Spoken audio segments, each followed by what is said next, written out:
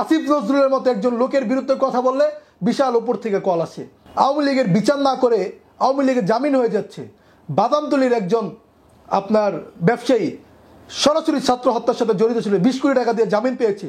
তা আইন উপদেষ্টার ছাড়া, নির্দেশনা ছাড়া জামিনগুলো কিভাবে হচ্ছে? আসিফ নজরুলের বিরুদ্ধে কথা বলবা না রাজ? আরে ভাই, আসিফ নজরুলের বিরুদ্ধে কথা বলি দেশপ্রেমের থেকে, আসিফ নজরুলের বিরুদ্ধে না। এ দেশের পক্ষে কথা বলার জন্য অনেক সংগ্রাম করেছি আমরা। এখন আসিফ নজরুলের বিরুদ্ধে কথা বললে উস্কানি দেন।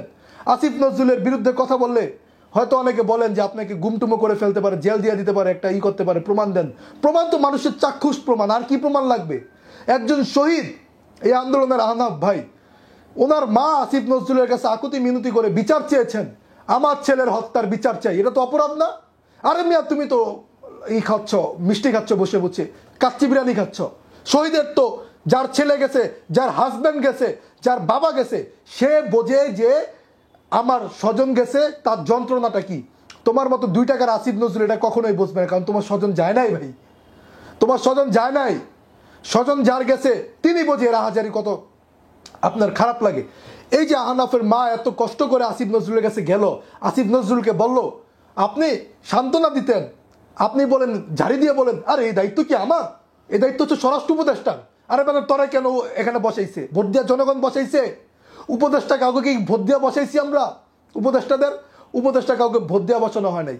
তখন সব জনগণের থেকে বলাও হয় নাই যে আসিফ নজরুলকে বসান, আসিফকে বসান, নাহিদকে বসান। হ্যাঁ, আমাদের অনুপ্রেরণা, আমাদের অনেক সংগ্রামের সাথে আপনারা ছিলেন, আপনাদের আমরা যোগ্য মনে করে সেই স্থানে আপনাদেরকে জায়গা করে দিয়েছি।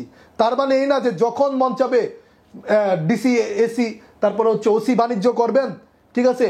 পুলিশ কোন জায়গায় দায়িত্ব পালন করছে আমার দেখান তো। আপনার টঙ্গীতে ওপেনলি চুরি নিয়ে ঘুরতেছে, ওপেনলি ডাকাতি করতেছে, বারগুলাতে ওপেনলি আপনার চাঁদাবাজি হচ্ছে, সেখানে মদের বাণিজ্য হচ্ছে, অবৈধ মদ বাংলাদেশে ঢুকতেছে। মানে কি কি করতেছেন আমার বলেন তো একটু।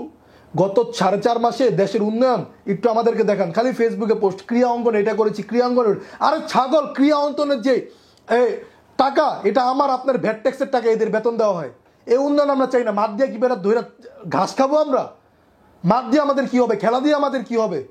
আমাদের মানুষের স্বাবলম্বী করে তুলতে হবে, আমাদের মানুষদের ব্যবসায়িকভাবে স্বাবলম্বী করে তুলতে হবে। এইটা তো আপনারা করতেছেন না। ফেসবুকে আমাদের দেশের প্রবাসীরা রেমিটেন্স দিতেছে তোমাদের কি এই যে বাড়ি গাড়ি করার জন্য, আরেকটা বেগমপাড়া তৈরি করার জন্য প্রবাসীরা রেমিটেন্স দেয়। গতকালকের একটা ভিডিও দেখলাম, একজন প্রবাসীকে এয়ারপোর্টের ভিতরে একজন প্লেনের লোক, ঠিক আছে, কেবিন ক্রুর একজন বেটাকে হ্যাসরা টাইনা নিয়ে আসতেছে, 25 কেজি তিনি সবজি নিয়ে গেছেন। 25 কেজি না, যদি প্লেনের ওভারঅল থাকে 50 কেজি, 50 কেজি নিয়ে যাবে। যদি আপনাদের অ্যাভেলেবল না থাকে আপনারা বুঝাবেন তাকে। মুরুক্ষের মতো একজন প্রবাসীর গায়ে হাত দিতে পারবেন না, এ অধিকার আপনাকে দেয় নাই। বিদেশের এয়ারপোর্টের জুতা খুলে প্রবাসী অনেক সময় আপনার এয়ারপোর্টের কাস্টমসের লোকদেরকে পিটায়, কারণ অনেকের মাথা গরম থাকে। এটা স্বাভাবিক বিষয়, প্রবাস থেকে আসছে এত বছর পর দেশে, একটু মাথা গরম থাকতেই পারে, এটা স্বাভাবিক বিষয়। কিন্তু ওর রেমিটেন্স না পাঠালে তোর বাপে ভিক্ষা করেও খাইতে পারতো না। প্রবাসীরা যদি রেমিটেন্স না পাঠাইতো এই বাংলাদেশটা চালাইতে পারতি না। 70% বাংলাদেশের আপনার রিজার্ভ সবকিছু চলে হচ্ছে রেমিটেন্সের টাকা, 30% হচ্ছে সাধারণ মানুষের ভ্যাট ট্যাক্সের। এটা অনেকে জানে না। এই প্রবাসীদেরকে এয়ারপোর্টে গত 16 বছরে কেউ অপমান করার সাহস পাইল না। আর এই সরকার এসে বড় বড় ভাষণ দেয়, এই আসিফ নজরুল আরো যারা আছে এরা। তো এই ভারতের দালালি বাদ দিতে হবে, ভারতের সাথে কোনো আপোষ করা যাবে না। এখন অনেকে বলবেন ভারত তো আমাদের প্রতিবেশী রাষ্ট্র, তাদের সাথে তো আর সম্পর্ক নষ্ট করা যায় না। আমাদের তো প্রতিবেশীর দরকার নেই, বহুত প্রতিবেশী দেখছি।